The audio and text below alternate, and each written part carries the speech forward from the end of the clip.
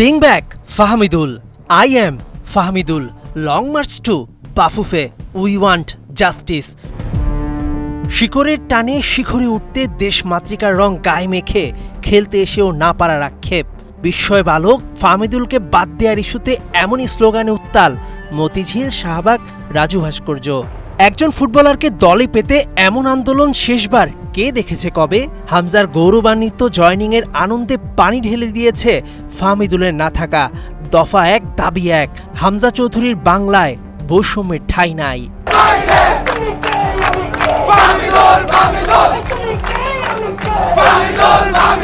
পরিস্থিতি এমন পর্যায়ে গেছে, বাধ্য হয়ে ক্রীড়া উপদেষ্টা আসিফ মাহমুদ আজ বসছেন বাফুফে প্রেসিডেন্ট তাবিদ আওয়ালের সঙ্গে।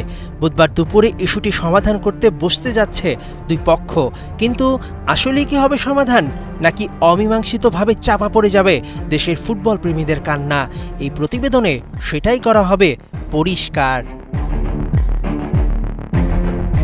ফাহমিদুলের বয়স 18।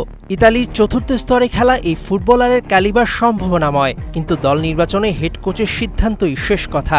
মঙ্গলবার রাতে হামজা হোটেল ইন্টারকন্টিনেন্টালে আসলে হেড কোচের সঙ্গে মিটিং করেন তাবিদ আওয়াল, যেখানে বাফুফে প্রেসিডেন্টকে তিনি স্পষ্টভাবে জানিয়ে দেন ফাহমিদুলকে তিনি আপাতত নিচ্ছেন না। তবে নিশ্চিতভাবেই বয়সভিত্তিক দলে ফাহমিদুল কোচের ভাবনায় ভালোভাবেই আছেন।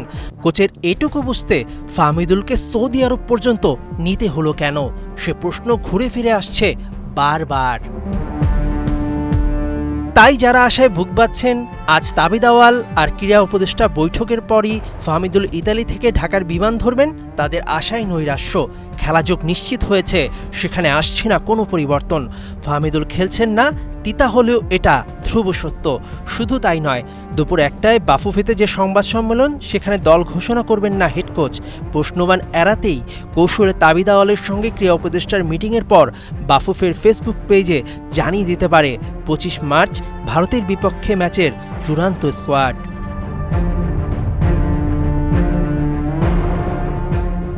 তবে থামছে না দেশের পিপাসার্থ ফুটবলের পাগলা ফ্যানদের আন্দোলন। ফাহমিদুলদের মতো প্রবাসী ফুটবলারদের স্বপ্ন অঙ্কুরেই যেন বিনষ্ট না হয়, সেজন্য দিয়েছে 4 দফা দাবি। মানা না হলে হোটেল থেকে টিম বাস আটকে দেয়া পর্যন্ত হুঁশিয়ারি।